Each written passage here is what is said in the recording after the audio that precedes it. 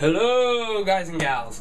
I know it has been a little while now, between the summer being busy as hell at work and being a tired sack, and, between getting sick this week, it's just been really tight, in terms of putting videos up, and I've been trying, I really have, and I felt kind of bad, but this time I'm going to make it up to you guys, because we're going to review Kingdom Hearts 3D Dream Drop Distance for the Nintendo 3DS system. Oh yes. And if you don't know by now, I am a tremendous Kingdom Hearts fan. I love it. It's probably one of my top 3 favorite game series. I just love it so much. And, this is just a game that's fantastic right from the get-go, okay? This is exactly, like, if you're a longtime fan, this is exactly what you wanted. Do you notice I just hit myself in the nose? That's how passionate I am. It's just something that we've been waiting for a long time. This is like a special treat. And what's really cool is it doesn't just cater to us, the fans. It caters to even people who want to just jump in, finally get into this series. And I'll get into that in a little bit. So right from the start, let's get into the general thing here.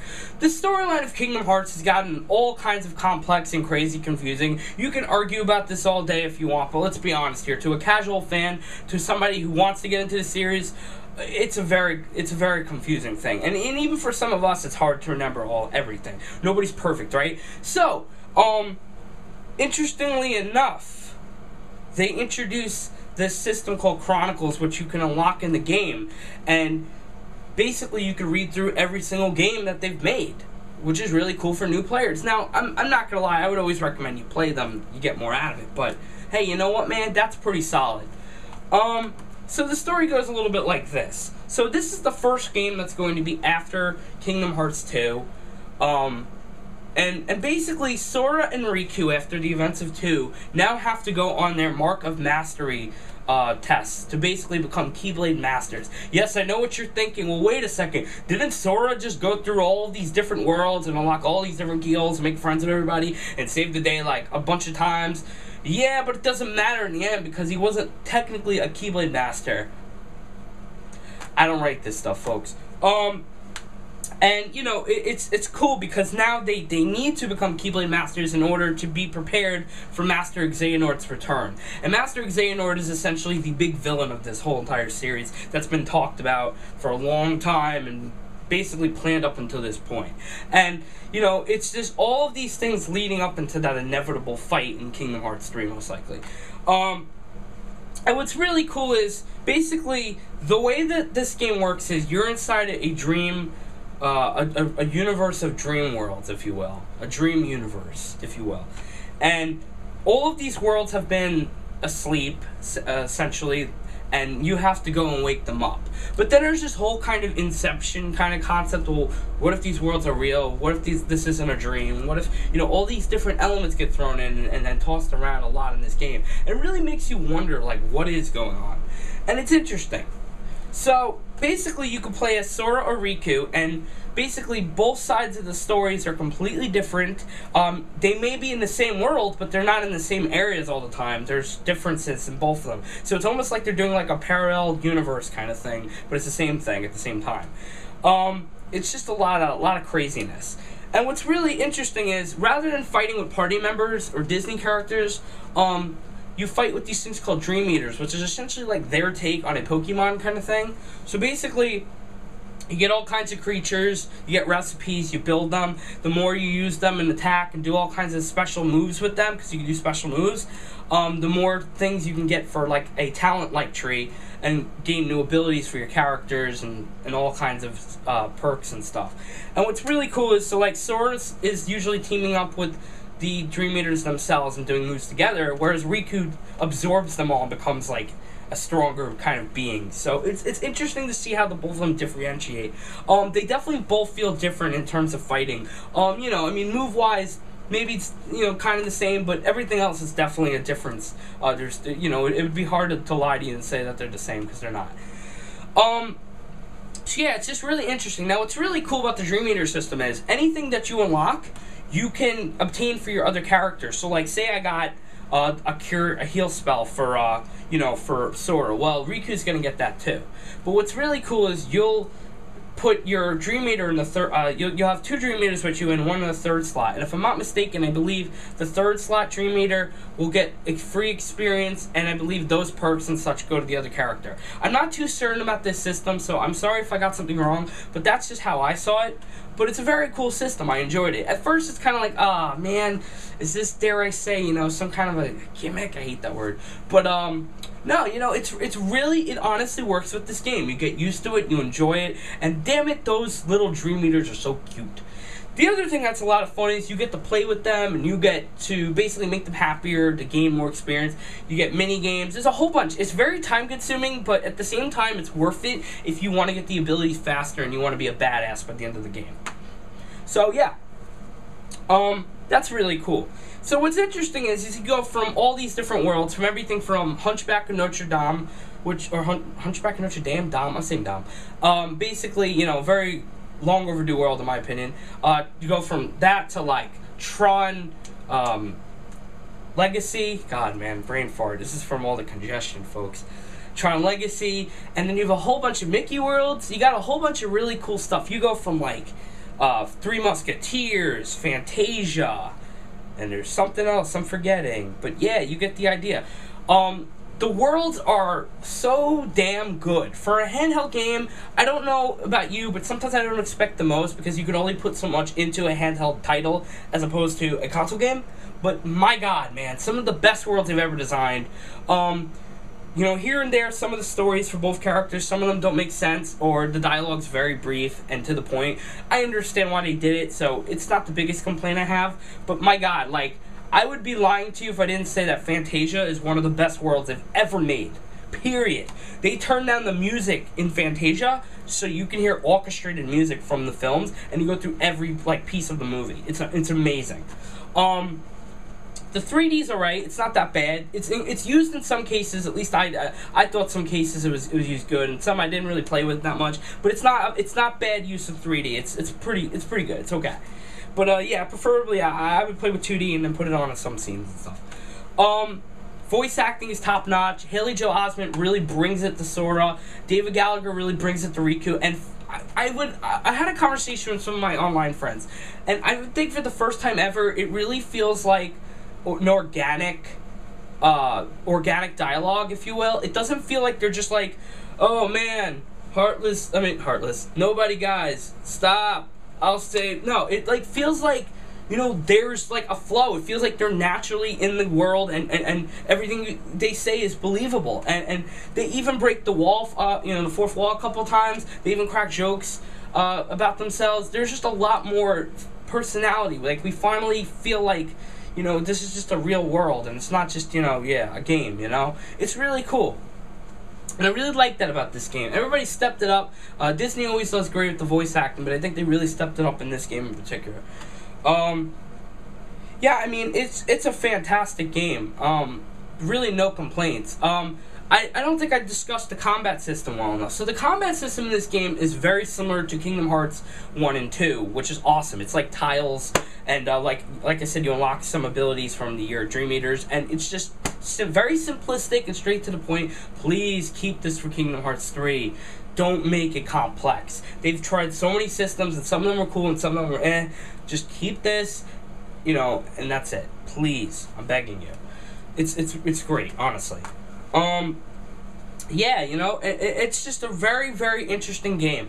And finally, you know, you finally get all the answers that you've been waiting for since the early days. You finally get things explained to you. There's finally major plot twists, and for the first time ever, you're like, holy crap, this is going to be insane in the future installments. And that's just it, you know, you want to come back for more, and you want to be assured that the big games in the series are going to be awesome. And this is what it does. This game brings it, you know, brings it to the table. Yeah, I mean, that's really it. It's a fantastic game. Check it out. The cutscenes are epic. My only complaints were, to be completely honest, I'll tell you my complaints. My complaints were sometimes the Dream Eater AI was a little off-key and didn't listen to you. Not listen to you, but didn't really help you out as much as you wanted it to. But I understand why. I felt like there should have been more Disney villains to fight. I would have killed for even one or two more, just something. I mean, you know, there's like things that I expected that I'll go over in the spoilers section. And then there was something else. Yeah, there was a lot. There was a lot of spammy boss fights in some parts, and I was a little disappointed with that. But see, I played it on Proud Mode, so I want to know, if you play on normal, how did that go? Was it easier? Because I hear it's much easier. And I did the Proud Mode so you can get like 5 trophies, and you can unlock the secret ending, because you have to get a certain amount of trophies per mode, and then you have to answer 3 questions. You play a mini game, and then you get it. You can find the answers online, but yeah, man, the ending is seriously worth it. It's hype. I mean, it's pure hype. So anyways, like always, I'm going to discuss spoilers now, so you will stop watching now. Oh, and thank you for watching. This is a great game. Go pick it up. When you walk away, you don't hear me say, please. Oh, baby, don't go, we need a new theme song for Kingdom Hearts 3, because we've been using the same song for 10 fucking years. Okay, and we're back. So let's talk about some spoilers. Yeah! Okay, I gotta stop doing that. It's the medicines. I'm sorry, folks. So, everything that you thought was wrong. No, I'm joking. If you had any kind of like fanfic theory, like Xehanort knew everything from the beginning, correct. You were right. There is a cutscene near the end, which you should totally watch in 3D, where Sora sees everything. It turns out the man in the brown robe was not Ansem on Destiny's Isle. It was Xehanort's heart in a robe. So there's a lot of heavy stuff going on. First off, organization members were all set up. They were all picked specifically to become Xehanort's next 13 host bodies. That is correct. He was trying to make 13 Xehanorts. Essentially, most of them failed, and that's what happened. And the other big twist was all of them had hearts, practically. So basically, they were not even nobodies. I don't know how they explain that one, but yeah. Young Xehanort pretty much kind of makes his debut in this as one of the vessels that's in the group of Organization 13. They do return. There was a lot of crazy stuff. Xemnas and Ansem, they're all still alive. Yeah, man. Riku is part Dream Eater. What ends up happening is Sora actually divulges too much into his dreams. Showing this sense of naiveness that I've been saying for a while he's had. See, in this game, it was kind of leading more towards Riku's favor, in my opinion, because Sora has been he's such a great character and a very kind-hearted, real character, but he focuses way too much on friendship. He focuses way too much on these things that he should not be focusing on. The friends will always be there, but the fact that he has to save the world comes first. That's my opinion, okay? Master Xehanort is another evil that he's never seen before, and I don't think he's ready for it. Whereas Riku, throughout the game, was learning lessons, learning how to withstand the darkness, and got his shit together. And who do you think passed the Mastery exam? That's right, Riku. Sora falls into a deep slumber by being tricked, and basically they get into like their council room finally. They see all the org members. You see a couple of them, and lo and behold, Lee, who's actually Axel, who wakes up during the game, comes and saves them. So basically, all the guys that were in the lab woke up. They're normal. So they got their hearts back or something. Something happened. And, yeah, Lee's actually training to be a Keyblader. Cannot wait for that. That's going to be awesome. But what was interesting was, since Riku's part Dream Eater, I think they did it for the storyline, he was able to go into Sora's, dreams. Turns out that they were both in each other's dreams the whole time or something. Some weird twist like that. But in any case, you fight a shadowed Ventus who was stuck in Sora. You know the whole thing. I'm not explaining that. And once you beat him, basically, you free Sora. Now, again, I played on Proud Mode, so a lot of Riku's battles were spam fest, which was a little disappointing, and Ventus was this Ars Arcanum spam fest. But other than that, awesome. And yeah, you free Sora, you help him out, you find out about the results, how Riku wins, how Sora loses, about the Lee thing I was just talking about, how he's a Keyblader. I jumped ahead, I'm so excited, I can't help it. And then you see this really interesting cutscene of Ventus in Castle Oblivion, who smiles.